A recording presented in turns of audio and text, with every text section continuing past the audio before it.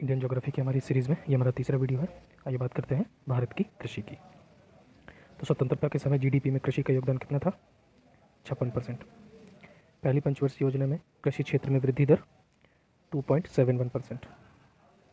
तीसरी पंचवर्षीय योजना में कृषि में वृद्धि दर 0.73%, ये न्यूनतम थी।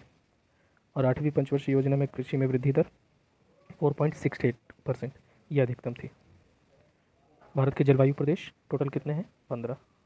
और यूपी के जलवायु प्रदेश, जो कृषि जलवायु प्रदेश है, 9।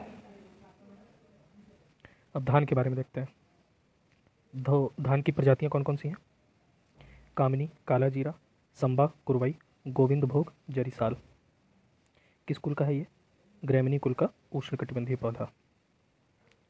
धान का कवरेज क्या है? देश के कुल बोए गए क्षेत्र का 23% और कुल खाद्यान्न का 47%। मुख्य खाद्यान्न फसल है ये। विश्व में क्षेत्र देखते हैं धान के, तो विश्व में चावल का सर्वाधिक क्षेत्र भारत के पास है, लेकिन इसका सर्वाधिक उत्पादन चीन करता है। धान के उत्पादन के लिए उपयुक्त दशाएं क्या है? गर्म जलवायु, 200 सेंटीमीटर तक वर्षा और 27 डिग्री सेल्सियस तक तापमान। देश में स्पेशली दक्षिण भारत में चावल की कौन सी किस्में हैं? अमन, ओसो, बोरो। इन तीनों में सर्वाधिक उत्पादन किसका होता है? अमन का। कृषि निदेशालय द्वारा विकसित धान की बौनी प्रजाति जया। बीटा कैरोटीन तथा विटामिन ए से भरपूर चावल की प्रजाति गोल्डन राइस। चावल के उत्पादन की दृष्टि से भारत के राज्य पश्चिम बंगाल, पंजाब, यूपी। राष्ट्रीय चावल अनुसंधान संस्थान उड़ीसा के कटक में। अंतर्राष्ट्रीय चावल अनुसंधान संस्थान फिलीपींस की राजधानी मनीला में। गेहूं देखते हैं, किस कुल का है ये? ग्रैमिनी कुल का। विश्व में क्षेत्र देखते हैं, विश्व में गेहूं का सर्वाधिक क्षेत्र भारत के पास है, लेकिन सर्वाधिक उत्पादन चीन करता है। इसके उत्पादन की उपयुक्त दशाएं 75 सेंटीमीटर तक वर्षा, 25 डिग्री सेल्सियस तक तापमान। गेहूं में सर्वाधिक मात्रा में पाया जाने वाला प्रोटीन ग्लूटेन। हरित क्रांति का सर्वाधिक प्रभाव किस फसल पर पड़ा? गेहूं में। गेहूं के उत्पादन में राज्यों का क्रम यूपी, पंजाब, एमपी। गेहूं की किस प्रजाति से बिस्किट बनाया जाता है? पूसा बेकर। जौ के बारे में देखते हैं। जौ का सर्वाधिक उत्पादन यूपी, और इसकी जौ की किस्में कौन कौन सी हैं? हिमानी, ज्योति, कैलाश। ज्वार का सर्वाधिक उत्पादन महाराष्ट्र। मक्का का सर्वाधिक उत्पादन कर्नाटक। मक्का के बारे में देखते हैं, ये उभयलिंगी पौधा है और शुष्क क्षेत्रों में जो इसका उपयोग है वो प्रमुख खाद्यान्न के रूप में किया जाता है। तिलहन के बारे में देखते हैं, उत्पादन इसका देखते हैं। इसकी खेती जो है तिलहन की, वो अनउपजाऊ तथा कम वर्षा वाले क्षेत्रों में की जाती है। ये रबी और खरीफ दोनों की फसलों के साथ उगाई जा सकती है। खरीफ की फसल में किसके साथ? खरीफ की फसल में कौन सी तिलहन की खेती होती है? मूंगफली की। और रबी की फसल में सरसों की। तिलहन का सर्वाधिक उत्पादन एमपी। दालें देखते हैं उत्पादन में, तो रबी, खरीफ और जायद तीनों फसलों में उगाई जाती हैं दालें। इनकी उपयोगिता क्या है? फलीदार पौधा होने के कारण मिट्टी में नाइट्रोजन की आपूर्ति करता है। विश्व में सर्वाधिक दालों का उत्पादन भारत। गन्ना किस कुल का है? ग्रैमिनी कुल का। इसका जन्म स्थान भारत। यूपी में सर्वाधिक विश्व में सर्वाधिक गन्ने का उत्पादन ब्राज़ील, फिर भारत। विश्व में गन्ने के क्षेत्र देखते हैं, तो खपत और क्षेत्र की दृष्टि से भारत प्रथम स्थान पर है। गन्ने की फसल देख लेते हैं, तो ये उष्णकटिबंधीय और उपोष्णकटिबंधीय फसल है। इसे तैयार होने में लगभग 1 वर्ष का समय लगता है। इसके लिए वर्षा का अभाव काफ़ी लाभदायक होता है। इसके लिए जो वर्षा का अभाव है काफ़ी लाभदायक होता है। क्यों? क्योंकि इससे गन्ने अगर पानी ज़्यादा होगा तो गन्ने में शर्करा की मात्रा कम हो जाएगी, तो पानी कम होगा तो शर्करा की मात्रा बढ़ जाएगी। भारत में गन्ने का सिंचित क्षेत्र 92%। सर्वाधिक गन्ने का उत्पादन भारत में कौन करता है? यूपी। चाय के बारे में देखते हैं, तो श्रम प्रधान कृषि है। चाय के लिए हानिकारक दशाएं क्या है? ठंडी हवा और पाला। ब्रह्मपुत्र नदी घाटी और सुरमा नदी घाटी किसकी खेती के लिए प्रसिद्ध है? चाय की। भारत में सर्वाधिक चाय का उत्पादन कौन करता है? असम। और दक्षिण भारत में सर्वाधिक चाय का उत्पादन तमिलनाडु। विश्व में काली चाय का सबसे बड़ा उत्पादक और उपभोक्ता भारत। विश्व में सर्वाधिक चाय का उत्पादन चीन और भारत करते हैं। अंतर्राष्ट्रीय चाय उत्पादक मंच कब गठित हुआ था? 2013 में। और इसका मुख्यालय कहाँ पे है? कोलंबो में। भारत में चाय बोर्ड कहाँ पे है? कोलकाता में। कॉफ़ी देखते हैं। विश्व में कुल कॉफ़ी का कितना प्रतिशत भारत उत्पादन करता है? 4%। कॉफ़ी के उत्पादन के लिए उपयुक्त दशाएं क्या है? पर्वतीय मिट्टी, दोमट मिट्टी, लावा मिट्टी। भारत में कॉफ़ी के कौन से प्रकार?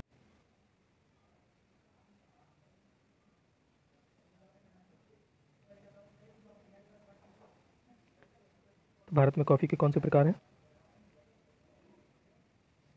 अरेबिका और रोबस्टा। तो 60% से अधिक उत्पादन कौन सी कॉफ़ी का होता है भारत में? अरेबिका का। कॉफ़ी उत्पादक राज्य कर्नाटक, केरल, तमिलनाडु। और फसलों के रोग देख लेते हैं। ब्लास्ट चावल में, रतुआ गेहूँ, लाल विगलन और ग्रासी शूट गन्ना, उकटा चना, तना विगलन या स्टेन रॉट अरहर।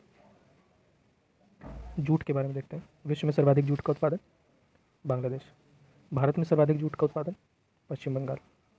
भारत में जूट के क्षेत्र पश्चिम बंगाल, बिहार, असम, मेघालय।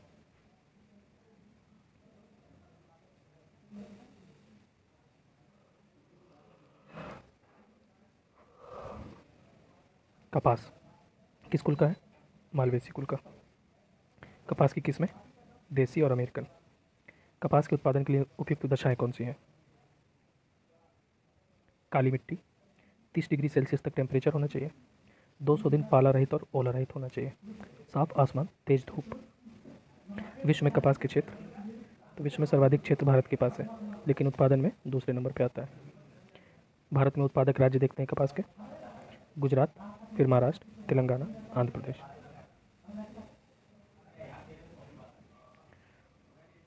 रबड़ देखते हैं। रबड़ का जन्म स्थान ब्राज़ील। किस प्रकार की फसल है ये? उष्णकटिबंधीय फसल। रबड़ के उत्पादक राज्य केरल, तमिलनाडु, कर्नाटक। रबर बोर्ड कहाँ पे है? केरल में। तंबाकू शीतोष्णकटिबंधीय पौधा है। तंबाकू उत्पादक राज्य आंध्र प्रदेश, गुजरात, कर्नाटक। तंबाकू बोर्ड गुंटूर, आंध्र प्रदेश।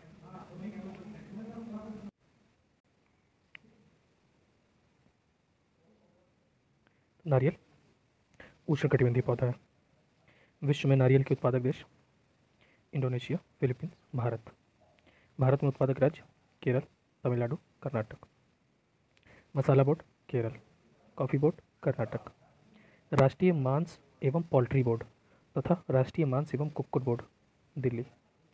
भारतीय अंगूर प्रसंस्करण बोर्ड पुणे, महाराष्ट्र। भूमि सुधार संबंधी कानून चकबंदी हदबंदी।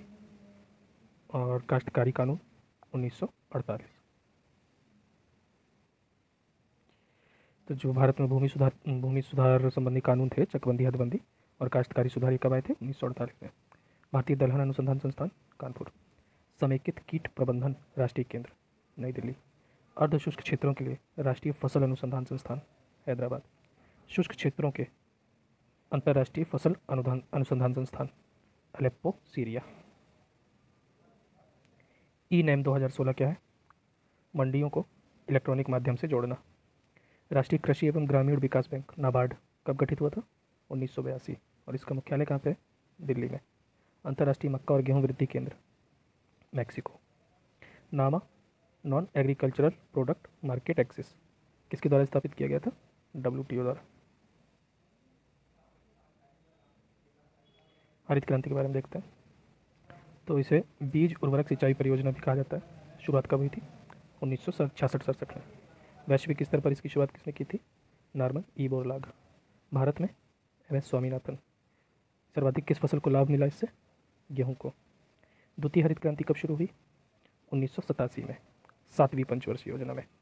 इसमें किन फसलों को लाभ दिया गया? दलहन तिलहन को बढ़ावा दिया गया। मेगा फूड पार्क किसान और व्यापारियों को एक साथ मिलाकर कृषि उत्पादों को बाजार में जोड़ने की एक प्रक्रिया है। PM कृषि सिंचाई योजना 1 जुलाई 2015। किसानों की सहायता के लिए वेब आधारित एग्री पोर्टल की शुरुआत 2015। पीएम किसान संपदा योजना 2017। किसान कॉल सेंटर 2004। पीएम फसल बीमा योजना 2016। राष्ट्रीय डेयरी विकास बोर्ड आनंद गुजरात। राष्ट्रीय डेयरी अनुसंधान संस्थान करनाल हरियाणा।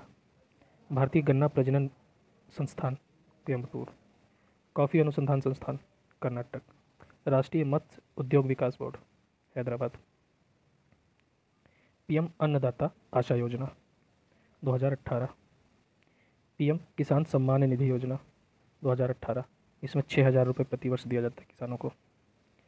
पीएम किसान मानधन योजना 2019, इसमें क्या होगा, 60 वर्ष की आयु के बाद उनको 3,000 रुपये पेंशन मिलेगी हर महीने, लेकिन उसके लिए कुछ प्रीमियम इनको पहले जमा करने होंगे। अब राष्ट्रीय स्तर के और कुछ संस्थान हैं वो देख लेते हैं। उर्वरक का फरीदाबाद, कृषि विपणन का फरीदाबाद, जूट का बैरकपुर, टिड्डी का जोधपुर, पौध संरक्षण हैदराबाद। भारतीय कृषि का इतिहास किसने लिखा? एम.एस. रंधावा। देश में एग्रो इकोलॉजिकल क्षेत्र कितने हैं? 20। पहला कृषि विश्वविद्यालय 1960 पंतनगर उत्तराखंड में। मिश्रित खेती क्या होती है? कृषि और पशुपालन जब एक साथ किया जाए। समानांतर फसल का उदाहरण गेहूं प्लस सरसों। संकार्य या चालू जोतों का सबसे बड़ा आकार किसके पास है? राजस्थान के पास। हरी खाद्य वाली फसल जिसमें नाइट्रोजन सर्वाधिक होता है, बोडो या लोबिया। हरित खेती में क्या क्या शामिल है? कीट प्रबंधन, पोषक पदार्थ, प्राकृतिक संसाधन। नॉर्मन बोरलाग जो थे वो कहाँ से थे? ये यूएसए के थे, लेकिन इनका जो कार्य क्षेत्र था वो मैक्सिको था।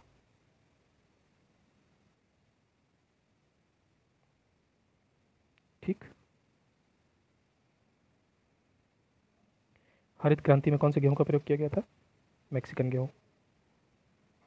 द्वितीय हरित क्रांति का उद्देश्य क्या था? कृषि, पशुपालन, मत्स्य पालन, सामाजिक वानिकी। हरित क्रांति के घटक कौन कौन से हैं? उत्तम बीज, सिंचाई, ग्रामीण विद्युतीकरण, ग्रामीण सड़कें और विपणन। सन 2000 में कृषि की सभी क्रांतियों को जोड़ने के लिए एक ही क्रांति लॉन्च की गई थी। क्या नाम था उसका? इंद्रधनुषी क्रांति। और कुछ प्रमुख क्रांतियों के बारे में देखते हैं।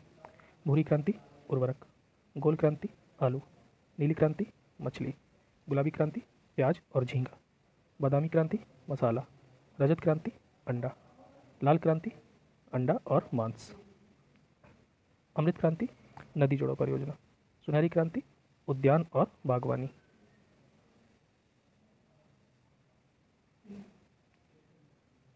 मही सुगंधा किसकी किस्म है? धान की। धान की कौन सी प्रजाति उत्परिवर्तन से विकसित हुई है? सोनार 64। गेहूं में बौनेपन का जीन नोरिन 10। कौन सा गेहूं असिंचित तथा सूखे क्षेत्र में उगाया जाता है? मैक्रोनी। गेहूं की अन्य प्रजातियां? राज, कल्याण सोना, पूसा सिंधु गंगा, यूपी 308। रस्ट नामक रोग किसमें होता है? गेहूं में। कवक जनित करनाल बंट रोग गेहूं में। टिटकेल नामक धान किसकी संकर प्रजाति है? गेहूं और राई की। धान की और किस्में कौन सी हैं? पूसा सुगंधा, बरानी। चावल की फसल के लिए जो जैव उर्वरक हैं वो कौन कौन से हैं? एजोला, एजोस्पेरिलियम, फास्फोबैक्टीरिया और नीलहरित शैवाल।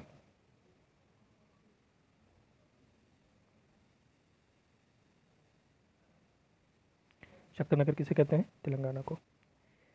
पेंगिंग किस फसल से संबंधित है? मूंगफली से। इसमें सर्वाधिक जिप्सम पाया जाता है मूंगफली में। दालों के उत्पादन के लिए आवश्यक तत्व कोबाल्ट। राष्ट्रीय बागवानी परिषद बोर्ड कब गठित हुआ था? 1984। ग्रीन गोल्ड किसकी प्रजाति है? चाय की। मसालों का बागान केरल। कुछ स्थानांतरित खेती देखते हैं, जैसे पश्चिमी घाट में कुमारी और राजस्थान में, दक्षिण पूर्वी राजस्थान में वाल्टरे, उत्तर पूर्वी भारत में झूम, एमपी व छत्तीसगढ़ में डाहिया।